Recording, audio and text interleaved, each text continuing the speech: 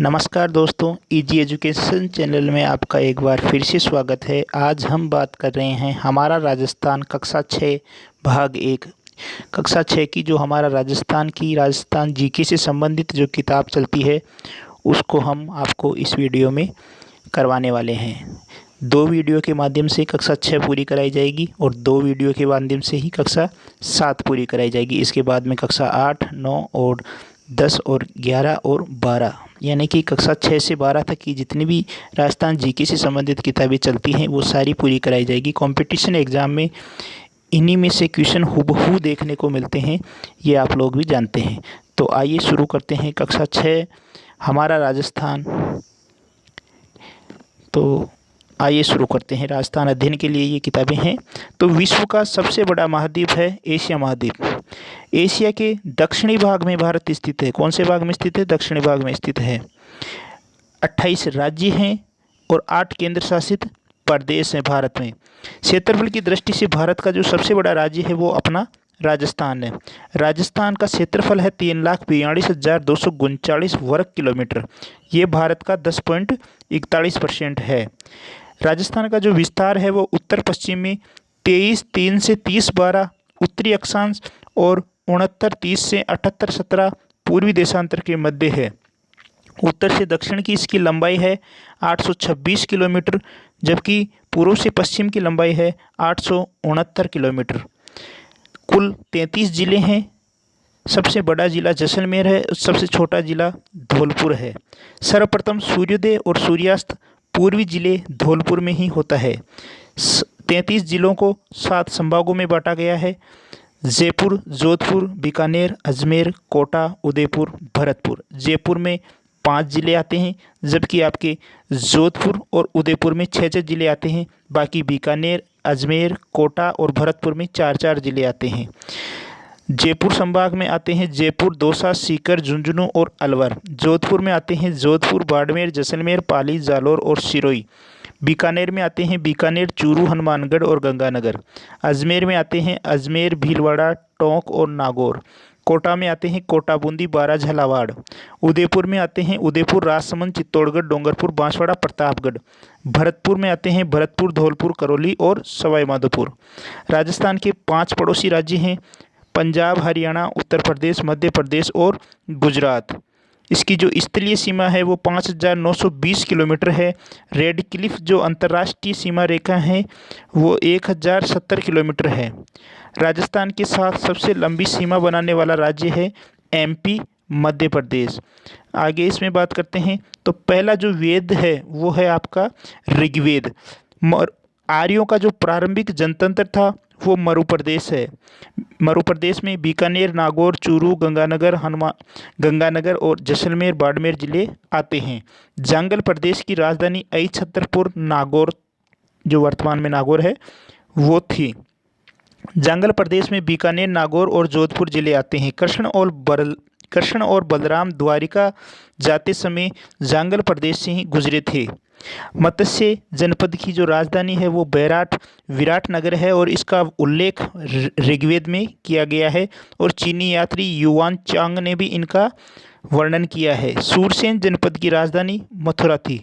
यहाँ बहुत most question बन जाता है कि सूरसेन जनपद की राजधानी मथुरा थी, मत्स्य जनपद की राजधानी बैराट थी, जांगल प्रदेश की राजधानी छतरपुर थी और एक और आएगा सीवी जनपद जिसकी राजधानी मध्यमिका या मध्यमिका है। तो ये चारों में से एक पूछ ही लेते हैं। सूरसेन जनपद में भरतपुर, धौलपुर और करौली आते हैं। सिकंदर के समय सौरसेन या सूरसेन का वर्णन मिलता है, ये सिकंदर के समय मिलता है। बयाना प्रशस्ति में भी सूरसेन राजवंश का वर्णन मिलता है। सीवी जनपद इसकी राजधानी मध्यमिका या मध्यमिका है जो नगरी चित्तौड़गढ़ में है और सीवी जनपद को मेवाड़, मेदपाट और प्रागवाट भी कहते हैं। यह इसमें उदयपुर जिला आता है। अर्जुनायन में अलवर और भरतपुर आते हैं। मालवों की शक्ति का केंद्र नगर था जो वर्तमान में टोंक जिले में है। टोंक, प्रतापगढ़ और झालावाड़ मालव प्रदेश में आते हैं। मालवों की विजय का जो यूप अभिलेख है वो नांदसा में है और नांदसा भीलवाड़ा जिले में है। योद्धे, राजस्थान से कुषाण शक्ति को नष्ट योद्धियों ने किया था। योद्धियों ने कुषाण शक्ति को राजस्थान से नष्ट किया था। मेवाड़ में उदयपुर, चित्तौड़गढ़, प्रतापगढ़, राजसमंद और भीलवाड़ा जिले आते हैं। गुहिल सिसोदिया वंशों का राज्य रहा था मेवाड़।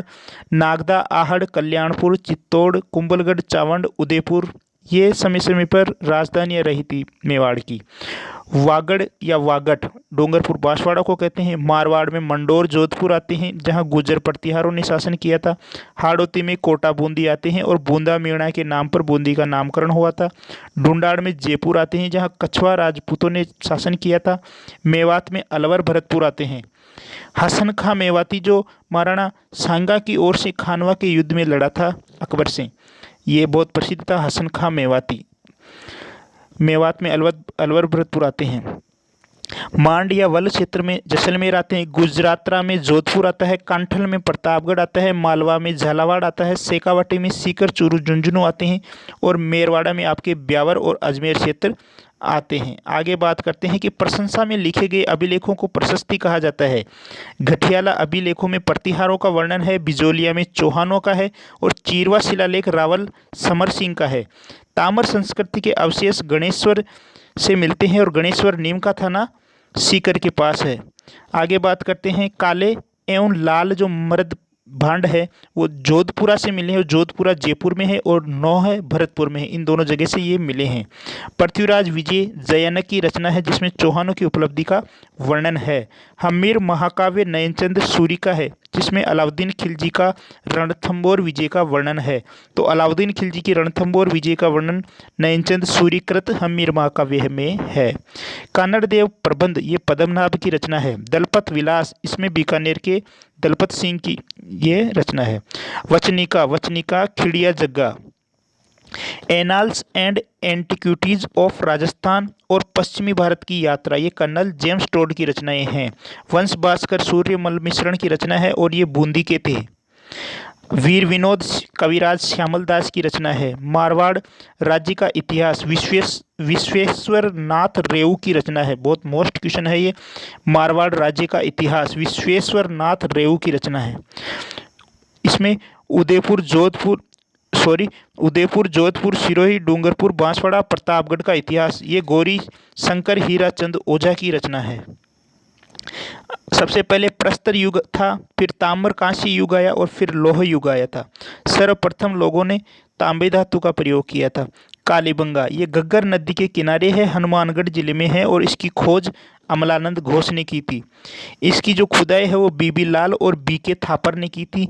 इसकी मकानों में ईंटों का प्रयोग, लकड़ी और ईंटों की नालियाँ मिली है। अग्निकुंड वेदिकाएं मिली है। सिंधु सरस्वती सभ्यता भी इसको कहते हैं। जुती हुई कृषि और गोमुख के प्याले, तांबे के बैल, कांस के दर्पण, हाथी दांत का कंगा और मिट्टी के बर्तन यहाँ से मिले हैं। आगे बात करते हैं आहड़ या आघाटपुर ये बेड़च नदी के किनारे पर उदयपुर में है। ताम्रवती संस्कृति कहलाती है। ये धूलकोट नगर भी कहलाता है। इसमें 4 से 6 चूल्हे मिले हैं जो संयुक्त परिवार को दर्शाते हैं। सामूहिक भोजन व्यवस्था थी यहाँ और उच्च कोटि के चावल मिले हैं। भट्टी नुमा चूल्हे मिले हैं। 26 मणियाँ और 6 मुद्राएं मिली हैं तांबे की, जिनमें से 3 मोहरें भी मिली है। बालाथल वल्लभ नगर उदयपुर में है जहाँ 11 कमरों का भवन मिला है। तांबे के चाकू मिले हैं। कुल्हाड़ी, छेनी, बाण मिले हैं। कर्णफूल, हार और लटकन मिली है। मिश्रित अर्थव्यवस्था यानी कि कृषि, पशुपालन और शिकार के साक्ष्य मिले हैं बालाथल से। लोहे गलाने की भट्टियाँ मिली है बालाथल से और बुने हुए वस्त्र मिले हैं बालाथल से। देखिए बुने हुए वस्त्र बालाथल और बैराठ दोनों जगह से मिले हैं। गणेश्वर सभ्यता जो नीमका थाना सीकर में है ये ताम्र संचयी संस्कृति कहलाती है। मछली पकड़ने के कांटे मिले हैं और पूर्वी राजस्थान और गंगा घाटी के इस क्षेत्र में है। पूर्वी राजस्थान और गंगा घाटी के क्षेत्र में है गणेश्वर, नीमका थाना सीकर वाली। आगे बात करते हैं बैराठ। इसमें बीजक की पहाड़ी और भीम डोंगरी प्रसिद्ध है। ये महाभारत कालीन मत्स्य जनपद की राजधानी भी रहा है। इसको विराट नगर भी बोलते हैं और पांडवों ने अज्ञातवास के दौरान अपना समय यहाँ गुजारा था। अशोक का जो 2 स्तंभ लेख मिले हैं जिसमें भापरू शिलालेख और बौद्ध मठ प्रसिद्ध है, यही इसी से संबंधित है। बैराठ से 36 चांदी की मुद्राएं मिली है जिसमें से 8 पंचमार्क हैं। नाचता हुआ मोर भी बैराट से मिला है।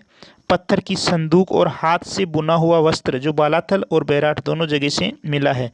आगे बात करते हैं बागोर जो भीलवाड़ा में है। ओजियाना ओजियाना भी भीलवाड़ा में है। सांबर जयपुर में है। जोधपुरा जयपुर में है। नगर और रेड ये टोंक में है। नगरी चित्तौड़गढ़ में है। नौ भरतपुर में है। भीनमाल जालौर में है। पछमता और गिलोड ये राजसमंद में है। राज्य की संपूर्ण शक्ति का जो सर्वोच्च केंद्र होता है वो राजा होता है। प्रमुख मंत्री दीवान कहलाते थे और सेना को जो वेतन देने का कार्य करते थे वो बख्शी कहलाते थे। बाकी आमदनी और खर्च का हिसाब किताब लिखने वाले खजांची कहलाते थे। राज्य की सबसे छोटी इकाई ग्राम कहलाते थे और भाई बंधु को दी भूमि का जो स्वामी होता था उसको जागीरदार कहते थे। प्रथम गवर्नर जनरल या वाइसराय थे लॉर्ड कैनिंग। ये भारत के प्रथम गवर्नर जनरल थे लॉर्ड कैनिंग और वाइसराय भी थे लॉर्ड कैनिंग। भारत सरकार अधिनियम 1935 ये कब लागू हुआ था? 1/4/1937 को। देखिए इसमें कंफ्यूज हो जाते हैं कि अधिनियम का नाम 1935 है लेकिन लागू ये 1937 में हुआ था। 1/4/1937 को लागू हुआ था। अजमेर मेरवाड़ा के प्रशासन में बदलाव किया गया था इस भारत सरकार अधिनियम 1935 के द्वारा। राजस्थान की प्रथम विधानसभा के चुनाव हुए थे 1952 में और प्रथम जो निर्वाचित मुख्यमंत्री बने थे वो बने थे टीकाराम पालीवाल। तो इस तरह से हमारा ये एक भाग कंप्लीट होता है। दूसरा भाग इसका हम बहुत जल्दी आपके सामने लेकर आएंगे। हमारे चैनल को लाइक और सब्सक्राइब जरूर कीजिएगा, अपने दोस्तों के साथ शेयर जरूर कीजिएगा। जय भारत, जय राजस्थान।